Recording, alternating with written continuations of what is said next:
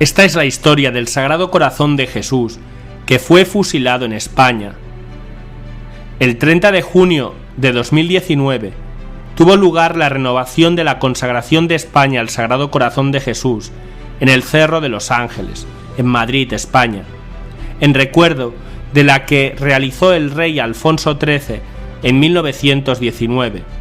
Sin embargo, el evento no fue en el mismo lugar, ya que el monumento al Sagrado Corazón de Jesús fue destruido y simbólicamente fusilado durante la Guerra Civil Española. Esta es su historia. La idea de construir un monumento al Sagrado Corazón de Jesús comenzó tras un encuentro eucarístico realizado en Madrid a principios del siglo XX. Se debatió mucho sobre dónde debería situarse y finalmente se optó por el centro geográfico del país, es decir, el Cerro de los Ángeles en Getafe.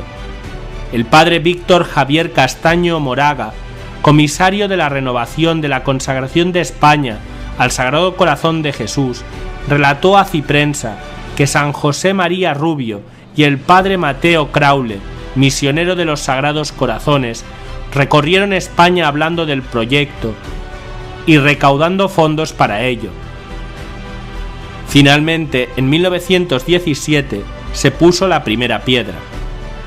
En el monumento se muestra a Cristo con los brazos abiertos, invitando a todos los hombres a ir hacia él. Medía 24 metros de altura y tenía dos grupos escultóricos a los lados que representaban la humanidad santificada, con unos santos que se destacan por su devoción al corazón de Jesús, como San Juan Evangelista, San Francisco de Asís, Santa Margarita María de Alacoque, Santa Gertrudis y el beato Bernardo de Hoyos. El segundo grupo escultórico era la Iglesia que aspira a santificarse, representada por una serie de virtudes como la caridad o estados de vida como la vida consagrada, el matrimonio, y termina con un penitente, una alegoría de la penitencia, porque sin el deseo de reconocer nuestros pecados no podemos vivir con el corazón de Jesús. El monumento se terminó de construir en junio de 1919 y se inauguró con la celebración de la consagración de España al Sagrado Corazón de Jesús el 30 de mayo de 1919 por el rey Alfonso XIII. Según explica el padre Castaño, tras esta consagración el Cerro de los Ángeles volvió a ser un paraje de campo, como había sido hasta entonces, en donde se realizaban algunas peregrinaciones. Sin embargo, fue durante una de estas peregrinaciones al monumento cuando un sacerdote navarro, al terminar de celebrar la misa en el monumento, compartió que había sentido la inspiración de Dios que le decía que querría que una comunidad religiosa contemplativa acompañara al Sagrado Corazón de Jesús allí. Entonces Santa Maravillas de Jesús, religiosa carmelita, canonizada por San Juan Pablo II en el año 2004, tan solo había hecho los votos temporales, pero supo de esta inspiración. Consultó a las autoridades correspondientes y fundó el convento de religiosas carmelitas que forma parte del Cerro de los Ángeles, precisa el padre Castaño. Este convento del Carmelo es un poco más grande de lo habitual para poder ser de ayuda y soporte para las peregrinaciones que se realizan y dar vida al lugar para que sea encuentro con el corazón de Jesús. En agosto de 1936, pocos días después del estallido de la Guerra Civil, un grupo de milicianos subieron al cerro con la intención de fusilar simbólicamente el monumento. Les costó algunos días destruirlo. Además, fue públicamente burlado, porque la cabeza de la estatua del Sagrado Corazón de Jesús anduvo por las calles atado a un caballo, explicó el padre Castaño. Las religiosas carmelitas fueron sacadas del convento por el entonces alcalde de Getafe, que quería salvarlas y evitar que las matasen, y algunos edificios se convirtieron en cuartel militar. Terminada la guerra, hubo una voluntad firme de reconstruirlo y se comenzó a trabajar en 1944, y según lo que se venía demandando desde el principio, es decir, que contara también con una iglesia, una cripta, a los pies del monumento, que pudiera acoger las peregrinaciones y celebraciones que vendrían al cerro durante todo el año, precisó el sacerdote. De esta manera, la escultura del Sagrado Corazón se hizo el doble de alta, por lo que cuenta con 56 metros de alto y con 4 grupos de esculturas, 2 más que la versión original. Además, el monumento actual cuenta con los 2 grupos escultóricos de la iglesia santificada y la que aspira a santificarse, y se añadieron 2 grupos más. El primero es la España defensora de la fe, donde se recorren las principales gestas de España a la hora de defender la fe, la divinidad de Jesucristo, como el obispo Osio de Córdoba, teólogos importantes como el padre Laínez, entre otros, y en el segundo grupo se muestra la España misionera, con la reina Isabel la Católica, fray Junípero Serra. La construcción se finalizó en 1965 y 10 años más tarde se abrió la cripta.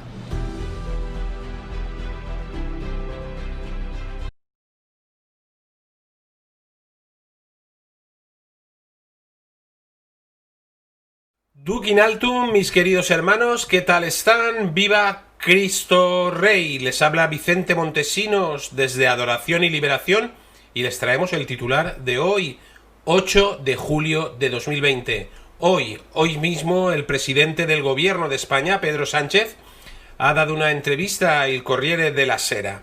En esa entrevista, entre otras lindezas, el presidente del Gobierno marxista de España ha afirmado que en el asunto del cuerpo de Franco, el Papa Francisco le ayudó. Repito, Pedro Sánchez, presidente del Gobierno de España, sobre el asunto polémico, doloroso de la exhumación del cadáver del general Franco del Valle de los Caídos con la intervención ilegal en la abadía del Valle, en la comunidad benedictina y en la cripta de la iglesia del Valle de los Caídos. Sobre este tema que tan delicado ha sido para España, el presidente del gobierno, Pedro Sánchez, ha manifestado en la entrevista a Il Corriere della Sera, el periódico italiano, que en este asunto del cuerpo de Franco, el Papa Francisco le ayudó.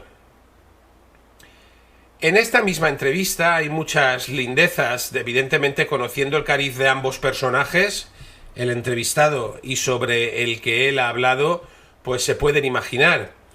El entrevistador ha preguntado sobre las relaciones de la Iglesia con el Partido Socialista Obrero Español que preside Pedro Sánchez después de tantas tensiones y de qué ha cambiado con el Papa Francisco.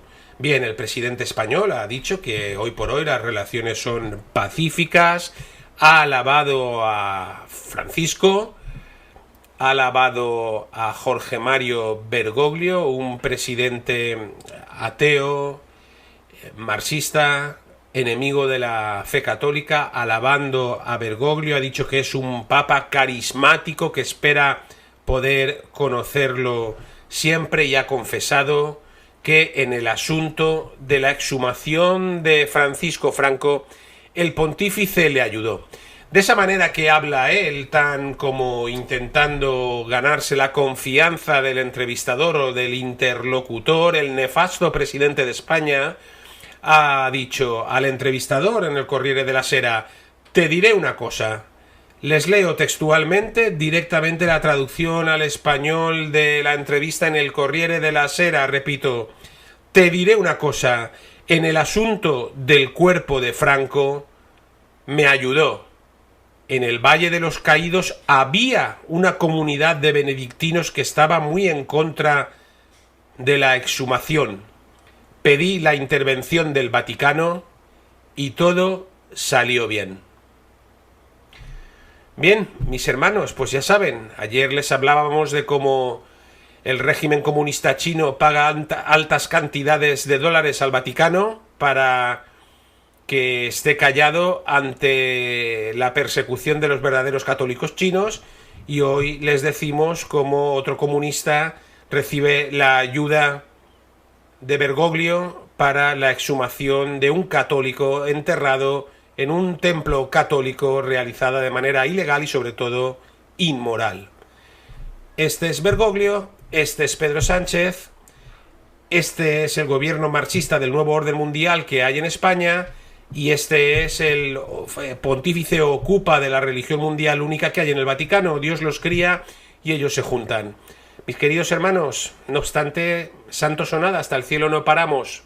Duc in altum, viva Cristo Rey. Ser hombres fuertes hacen tiempos buenos hacen hombres débiles hacen tiempos malos, y tiempos malos y tenebrosos nos recuerdan las profecías. Veamos de qué se trata la profecía sobre España, conocida como el caudillo del Tajo. Cuando un pueblo entra en una situación histórica difícil, se vuelven a recordar aquellas profecías que hablaban de un Salvador. Eso es una constante en todos los pueblos. En España también, que ha sido una tierra llena de caudillos, líderes carismáticos, patriotas, imbuidos de un gran espíritu de lucha y de resistencia ante las amenazas externas o internas. Así es que hemos tenido grandes capitanes, campeadores, caudillos que han conquistado lejanos imperios, han dado la vuelta al mundo, ingresaron en selvas inhóspitas, conquistaron tierras imposibles y resistieron en el alcázar o en castillos, protagonizando defensas numantinas de la patria. Realmente la tierra española es una tierra llena de gestas imposibles. Algo parecido ha ocurrido también entre sus naciones hijas americanas, como por ejemplo en las invasiones inglesas a Buenos Aires, donde los criollos y españoles vencieron a los ingleses. Pero ¿cuál es la cuestión que nos atañe aquí? Es la historia del caudillo del Tajo. Esta profecía se debe a un ermitaño francés de la aldea de Milhaz de Comminges, en los Pirineos franceses, fallecido en 1846 con 100 años de edad. Un hombre célebre por su don de profecía que vaticinó con toda exactitud tanto la Revolución Francesa como la llegada al poder de Napoleón Bonaparte. En una de sus profecías dice: Dios eterno, tus juicios son grandes e incomprensibles. Iberia, veo crecer tu poder.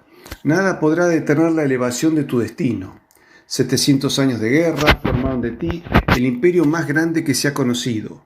Combatida por la tempestad de los partidos y la ambición de los extranjeros, lucharás, te costará sangre, tesoros, edificios, pero llegará el día de la paz, recuperarás tu poder y tus anteriores pérdidas. Tu esplendor se extenderá hasta las regiones más remotas. Esta profecía parece hablar de una tercera guerra mundial en la cual los católicos se refugiarán en Iberia, aumentando entonces su poder. El Tajo producirá un guerrero, valiente como el Cid y religioso como Fernando III el Santo, quien con el estandarte de la fe reunirá un gran ejército y saldrá al encuentro del formidable gigante que vaya a conquistar la península.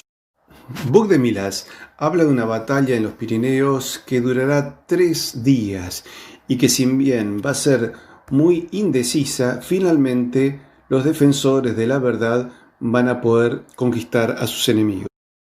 Es así que este caudillo vencerá tanto al Islam como a todas las fuerzas apocalípticas. Hay profecías similares que se refieren a él como el gran monarca. Por eso hay unanimidad a la hora de atribuirle a este hombre linaje en la dinastía borbónica.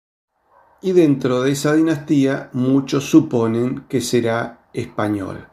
Por eso algunos piensan que ese papel podría recaer en el duque de Anjou, Luis Alfonso de Borbón y Martínez Bordiú, cuya candidatura a reinar en Francia es reconocida por los legitimistas franceses. Otros dicen que el nombre de este caudillo será Luis Carlos, por lo cual una rama del carlismo también considera que saldrá de sus filas.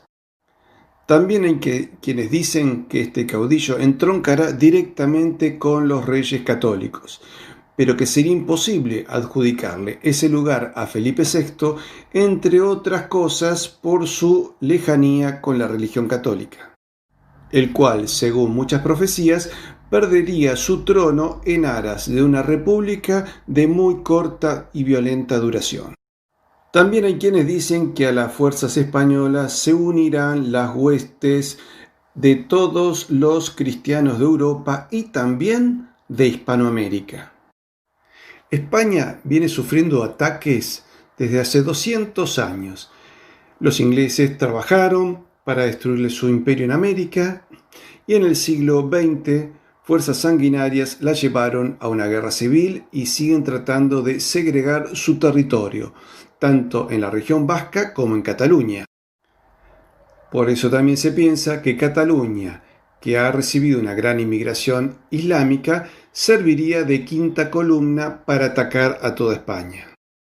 Buch de Milás hablaba de esta misión española no como una elección de la península ibérica, porque se sospecha que Portugal se sumaría a esta lucha junto a España, sino como una expresión de los designios misteriosos de Dios, quien es el que escribe la historia.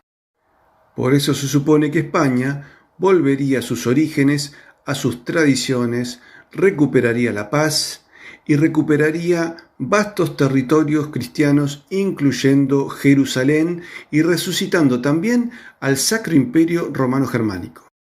Aquí es donde recordamos aquellas frases del gran poeta español José María Pemán, que dice así: cuando hay que descubrir un nuevo mundo, o hay que domar al moro, o hay que medir el cinturón de oro del Ecuador, o alzar sobre el profundo espanto del error negro que pesa sobre la cristiandad del pensamiento, que es amor en Teresa y es claridad en Trento, cuando hay que consumar la maravilla de alguna nueva hazaña, los ángeles que están junto a su silla miran a Dios y piensan en España.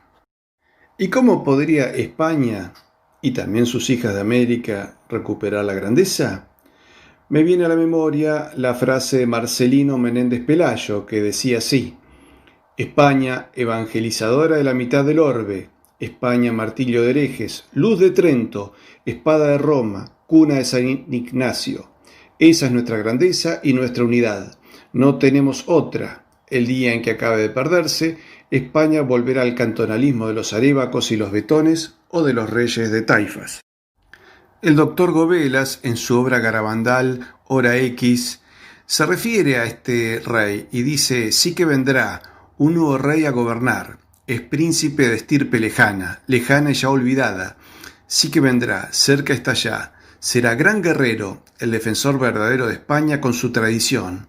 Españoles, no os hará traición. Es muy probable que este nuevo rey sea un hombre justamente de alguna rama que haya quedado proscripta, olvidada, que tenga sangre noble y que se sienta obligado y llamado a la lucha desde el fondo de su conciencia y de su alma. Queridos amigos, no podemos saber nunca hasta que se cumplen las profecías si son ciertas, pero sí indican algo, que el hombre nunca debe perder ni la fe ni la esperanza y debe moverse por la caridad, es decir, por el amor de Dios a los hombres, de los hombres a Dios y amor al prójimo como imagen y semejanza de Dios.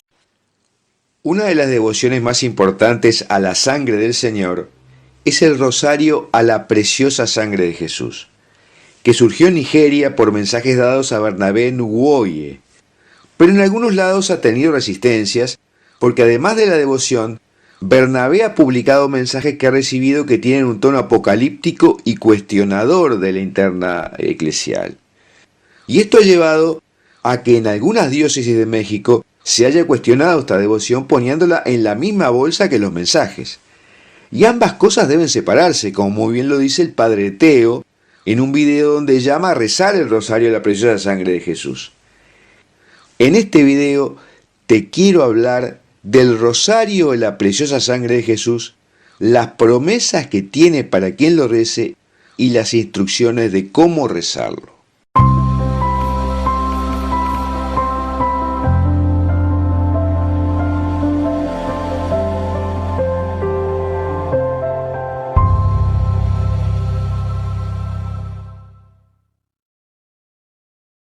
En el año 1995, nuestro Señor llamó por primera vez al adolescente nigeriano Bernabé Nwoye a la hora de la Divina Misericordia, a las 3 de la tarde, y le pidió adorar a su preciosa sangre y consolarlo por todos los ultrajes cometidos en su contra.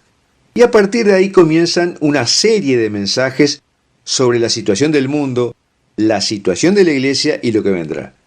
Y también le son dictadas 12 devociones a la preciosa sangre de nuestro Señor Jesucristo. Los mensajes tienen partes conflictivas porque hablan de la apostasía dentro de la iglesia y muchos sacerdotes se sienten ofendidos, otros no, por el contrario. Y hay mensajes también apocalípticos. Y por esta razón, en algunas diócesis de México, no en la mayoría, se ha prohibido hablar de estos mensajes. Pero también han puesto todo en la misma bolsa. Se ha prohibido hablar de la devoción, que son una serie de oraciones que en principio no contienen nada contrario a la fe, todo lo contrario. Y además tienen un imprimatur y un nilofta de obispos nigerianos. Esto lo explica bien el padre Teo, cuando separa lo que son los mensajes dados a Bernabé y lo que es la devoción a la preciosa sangre de Jesús. Hay un pequeño video donde explica esto y llama a rezar el rosario de la preciosa sangre de Jesús. Bernabé, un estudiante universitario de ingeniería y miembro del Ejército Azul de Fátima, cuenta cómo fue la primera aparición. Estaba preparándome para un examen cuando escuché una voz que me llamaba. Bernabé, Bernabé. Volteé para ver quién me llamaba y no vi a nadie. Miré mi reloj, eran las 3:01 p.m. Estaba intrigado por la llamada cuando empecé a escuchar una canción, La sangre de Jesús. Al terminar mi oración, se repitió la canción. Después escuché la segunda llamada. Bernabé, consuélame, adora mi sangre. Yo soy el agonizante Jesucristo. Y a partir de ahí Bernabé ha tenido apariciones y mensajes de la Santísima Madre y una multitud de ángeles y santos, como San José, San Miguel Arcángel y otros arcángeles, San Antonio de Padua, San Brígida de Suecia, San Padre Pío, Santa Gertrudis, San Judas Tadeo y muchos otros. En varias ocasiones Bernabé ha visto a la Santísima Trinidad simultáneamente bendiciendo cuando los sacerdotes pronuncian la bendición final de la misa. Con estas devociones que le fueron dictadas a Bernabé, nuestro Señor nos presenta un arma muy poderosa para todos sus hijos para poder soportar y sobrellevar las tribulaciones. Y especialmente importante, con todas estas señales o signos evidentes de que la batalla entre el bien y el mal está establecida. Y es así que el Padre Eterno, sabiendo por lo que tiene que pasar su remanente fiel, ha tomado ventaja sobre los poderes del infierno ofreciéndonos la devoción a la sangre preciosa. El vidente dice que cuando se le dio el rosario de la sangre preciosa, se le dijo que las oraciones e invocaciones que lo acompañaban conllevan promesas incluyendo protección contra una muerte súbita y liberación de almas del purgatorio. El rosario tiene 12 cuentas, en vez de la década usual, representando las 12 tribus de Israel. Pero a nuestro juicio se puede rezar con un rosario tradicional, acordándose de agregar 2 oraciones más luego de la última cuenta de cada década. Bernabé informó que nuestro Señor le dijo: cuando se rece este rosario, mi sangre preciosa convertirá a todo Israel, que significa el mundo entero. Y le explicó también: cada vez que se rece el Padre Nuestro y el Ave María en el rosario, se honran las llagas místicas, los dolores y la sangre preciosa de los agonizantes y adoloridos corazones del Hijo y su Madre. Les aseguro que muchas heridas serán sanadas, la misericordia del Padre se multiplicará, el Espíritu Santo descansará sobre vosotros y mi sangre preciosa fluirá. Nuestro Señor explicó que en este tiempo del mal, Él desea crear un tabernáculo viviente en nuestras almas para vencer la resequedad espiritual que vendrá. El cielo desea unir esta devoción a la sangre preciosa de Jesús a las devociones más antiguas, tales como la del Sagrado Corazón, la Divina Misericordia y la Medalla Milagrosa en preparación para las potenciales tribulaciones. Y relata Bernabé que Nuestra Señora le dijo: hijos míos, este rosario de la sangre preciosa de mi Hijo combina todas las devociones sobre su pasión. En el cielo, esta oración es una de las más grandes plegarias que aplaca la ira del Padre Eterno y trae misericordia al mundo. La Santísima Virgen también ha dicho al vidente que durante la tribulación es muy importante hacer reparación, repitiendo el mensaje de Fátima.